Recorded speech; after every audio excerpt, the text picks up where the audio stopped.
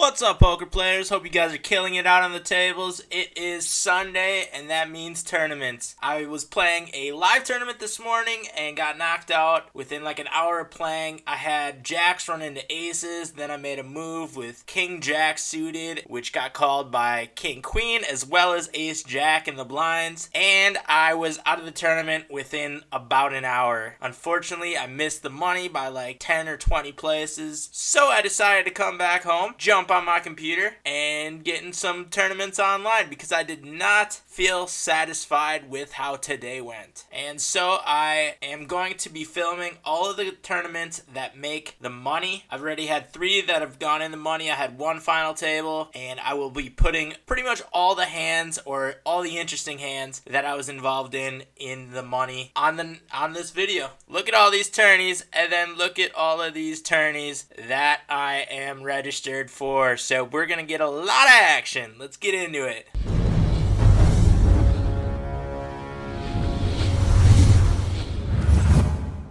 So we're not quite in the money yet in this tourney, but it was an interesting one and I recorded it. So let's go. We have queen 4 on the button, 2 small stacks to our left, very, very tight players. So I make a min raise. I'm pot committed. I'm going to make a call here. He winds up having jacks and I hit my queen on the flop. Sorry, man. You got a small stack. I'm going to be betting into you, especially when I'm on the button and I'm stealing like that. Next time we're looking at is pocket eights, and White Boy 89 jams all in. He's got like 21 and a half big blinds. You know, it's not even worth it at that point. I'm thinking about it because I don't know how this player plays. You know, what type of hands does he make this move with? Most likely it's some kind of ace, queen, ace, king. But even then, you still want to make, you know, your opponent play back at you. So I don't understand this move. I'm going to make a fold. I'm trying to figure out what he was thinking or why and making a mental note of it. Next hand we're looking at is queen 10 suited. Blinds and antes are at 8,000. We have a very, very short stack to our left. This is a spot where we have to be putting him all in and putting a play on this type of player. And hopefully he'll just fold. Maybe he'll make a call. But we were pretty much pot committed before we made this bet because of how small of a stack this player has. And he makes a fold, which is it's not a very smart move on his part since he is so short stacked, but I have a feeling this one is right before the final table. So I think players, you know, obviously tighten up a lot just trying to get to the final table because of the pay increases, but you should actually be playing a lot looser at that point in the tourney and be trying to steal it as much as possible. You always want to be loose right before the money. Unfortunately, that didn't pay off for me in the live tournament that I played this morning, but I think I had a good mindset going into it, and I'm okay with the plays I made. I did make one big fold where I questioned it a little bit, but what are you gonna do? And now we are at the same table. We have ace 9, and I'm going to be raising again, putting pressure on these players. No one's going to want to go out right before the final table. So loophole folds and Mool is in. This is a spot where you want to be continuation betting as much as possible. It's a pretty wet board, so I just check back and Mool again checks into us. At this point, there's a couple draws out there. Actually, quite a few draws out there. I'm going to put some pressure on those draws and make any hand pay that could be drawing, and he just folds, so we pick up a pot there, and we scoot over to the other table that I'm playing, and I have jack 10. I raised and got a call pre-flop, flop 3 of a kind, and bet. He jams, easy call, wind up having a full house, and double up quick there on that table. Back over to the other one. It's hand for hand over here, so we're just waiting for a hand to pop up. There it is. We have pocket 9s. Now we've got 2 short stacks. One of the fellas is less than 3 rotations around the table. He should be jamming at this point. Loophole has about 1 rotation. He's about to get blinded out, so he also should be jamming. So I'm going to put pressure on all of these players, and hopefully we can get one of them or all of them to fold and maybe get in a pot with Loophole or one of the fellas. I'm cool with that. One of the fellas does make a call. He's already pot committed. I'm going to call or jam any bet here. One of the fellas is thinking.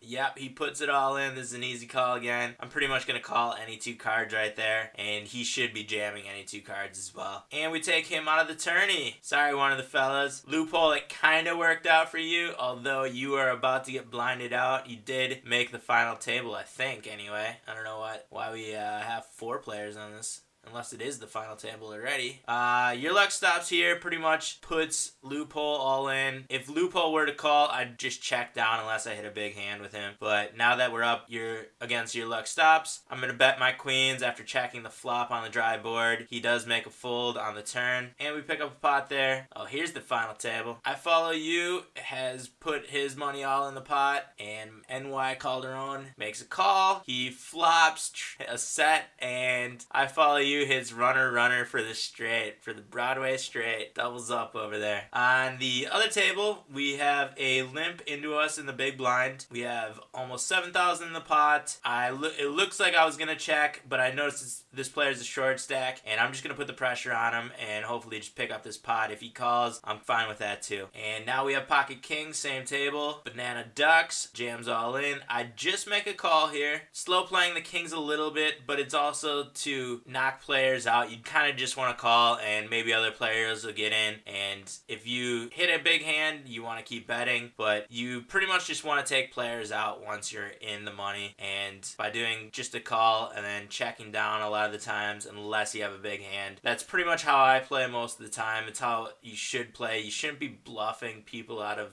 multi-way all-in pots. You're going to give a lot of chips back to the players that could be getting knocked out. And now we have pocket tens. I Follow You. Wow, he just built a stack out of nowhere. He min raises. I just make a call with the tens. We have almost 38,000 in the pots. He checks back. I'm going to make a small bet here, get some value out of the tens. He makes a call. 63,000 in the pot now. Very dry board. I have a feeling he just has a medium pair, but there's also a chance he could be checking back nines or jacks. The 9 just hit. I'm just going to check down and showdown with the tens here with middle pair, and we wind up picking the pot up. It's a good sized pot right there. That'll help out for the final table. Now we have Jack 9 suited on the button. Blinds and antes are at 16-1. I'm going to make a steal here on the button, which is, pretty usual for my play. I'm always trying to pick up those blinds and antes, especially when I'm in position on players, and that is exactly what happens. Now we have 200,000 on that table, looking pretty good. Got 2 hands going on. 9-7 on the left one. I bet into the big blind. He does make a call, which means he has a pretty strong hand. 2 jacks and a 5 on the board over there. I'm going to try to pick it up with his 100% fold to flop bet. He, however, makes a raise, and I have to get rid of the 9-7 over there. On the other table, I have ace jack. Made a raise pre-flop. Flop middle pair. Ace kicker. Going to put in a small value bet over there, too. Looks like I'm thinking about that 9-7. I'm definitely going to make that fold, though. He pot committed himself with that raise. There's no way I can play that hand.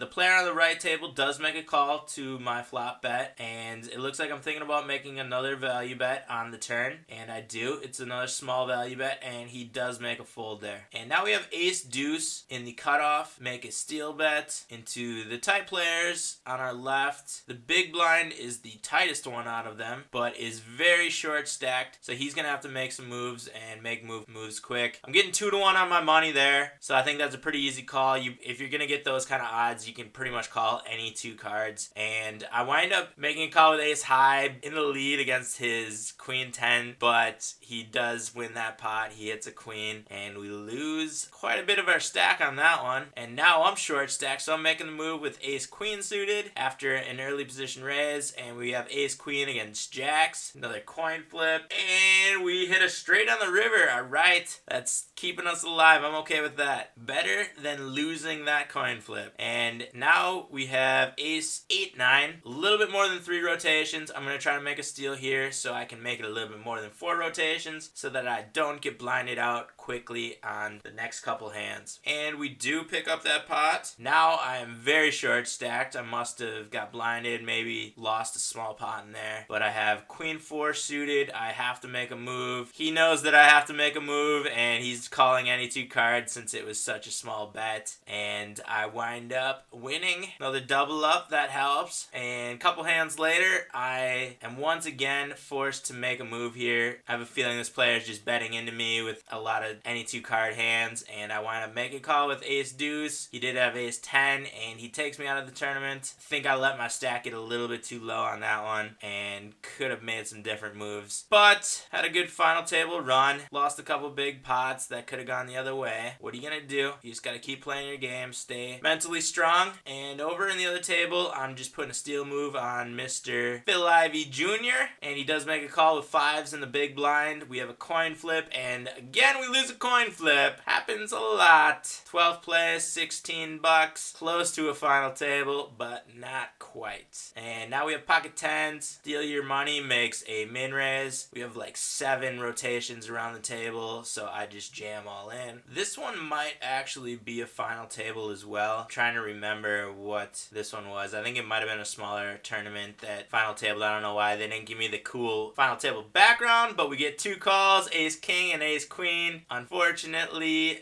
the ace king wins, and we get knocked out of that tournament in 6th place, I think. Yep, 6th place. That was the final table. Shit! Pretty much another coin flip there. Didn't turn out. This is cool though. Gotta throw this one in. We had simultaneous pocket aces hands. Got 1 all in into us. Aces against ace queen. And we pick up that pot over there. And we have aces on the left table as well. We have a under the gun +1 raise and a cutoff call. Going to be raising here and put some pressure on these players. Raise it $1,000 or 1,000 chips. Trying to induce some calls here. And I'm pretty much pot committed right now. If anyone were to make a call here, maybe they realize that, and maybe I could have made the bet slightly smaller to try to induce more of a call there, but they do both fold, and we win both pocket aces hands. Consider that a small victory. And now we have ace 6. We have a little less than 4 rotations on this one, so I just make a jam, and we run into pocket 7s in the big blind, unfortunately, and we cannot pull off a miracle river there, and we get knocked out of that tournament. Win 40 bucks. Hey, that was another final table, 4th place. What's with the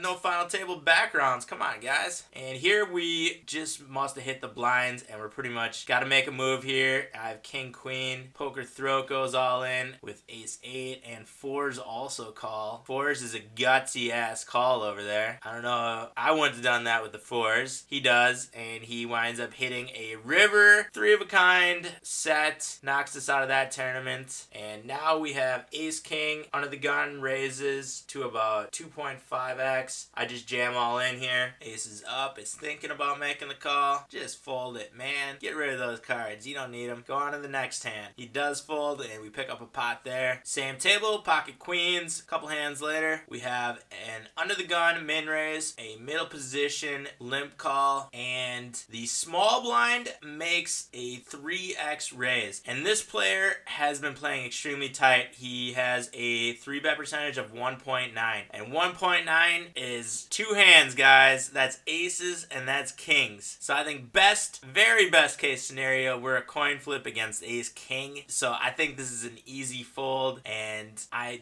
reluctantly fold the queens, but I think it's the right play to make. And the other 2 players who are in the pot might have seen the same thing from this player and also make the fold. That's a good reason to balance out your game, guys, because you're going to be able to pick up on players that only 3-bet 2% of hands. You know, if they never throw a 3-bet bluff in there, if they never 3-bet queens or ace king, you know, it's going to skew their percentages, and you're going to know exactly what they have. The 3-bet turns their hand face up and makes it very easy to play against, especially when you have queens like that. You can just make the fold. It's no big deal. But now we have pocket jacks. Under the gun limps, I make it a little bit more than 3x. I get a call from a very fishy player to my left. Crazy aggressive VPIP of almost 70%. And we also get a call from the middle position player. This is an interesting hand. This is why I put it in here. I remember this one, and I was a bit confused by how it went down. Come on, man. Ruteruko?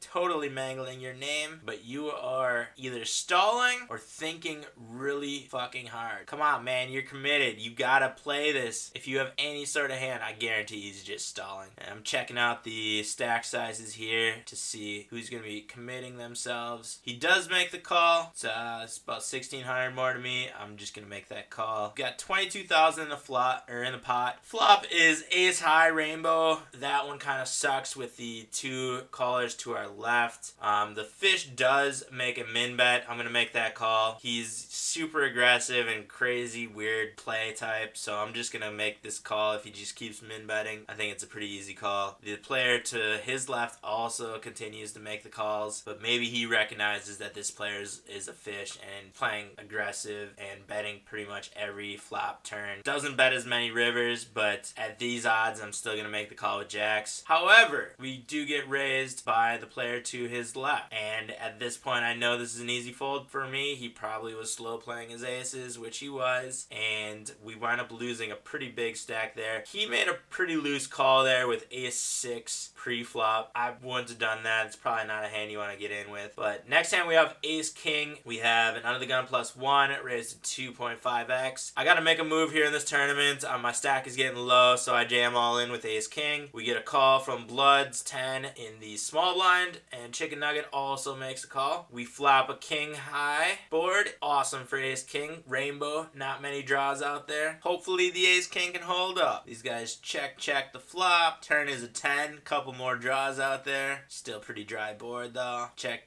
the turn. River is an 8. I have a feeling the king ace is going to win this pot, and sure enough, we're up against 9s, and we're not really sure what Bloods had. Good pot there. Now we have pocket aces, and we get a little bit bigger than a 2x raise from aces up. 8-11. I am going to make it a little bit bigger than 2 times his bet. Make it 69.95. I think he realizes how strong my hand is. Although I have been 3-betting a lot on this table, almost 9%. So he does make a call. Flop is 2 jacks and a 10. Pretty wet board. I think any pair should be making a call here. There's probably a lot of draws that could make a call here. Maybe he has something like ace queen, ace king, king queen. Hopefully he doesn't have ace jack. But there's not too many jack hands we have to be worried about. We're pretty much both pot committed at this point. I just make a half pot bet. I don't think there's many hands in his range that he's going to be folding here, unless he called with some low pair that he thinks he should get rid of, and he does get rid of it. We wind up picking up that pot, and now we're about to get blinded out. I have a little bit less than 4 rotations around the table, about 3.5 rotations around the table, and I make a move before the blinds get to me with ace jack, so I just jam all in. Hopefully everyone just folds and I can pick up a small pot here. We do get a call in the small blind with pocket 7s. Coin flip. I think I know how this coin flip's gonna turn out. Yeah, sure enough, wind up losing that coin flip as well. Get knocked out of another tournament, 18th place. Still, not too bad of a day. I know I made some money on these tournaments after losing in the live tournament right before the money, but you know what? I had a lot of fun. Sunday tourney day on America's Card Room. If you guys like this video, give it a thumbs up. If you have not subscribed yet, make sure you hit this subscribe button. Got tons of great videos coming out. I'm going to be looking into some more of the apps being used on Hold'em Manager in the next couple videos. Should be really interesting. They're expensive. Hopefully they're expensive for a reason, because that it will add a lot of value to your game. And I'm going to try them out, give them a good review,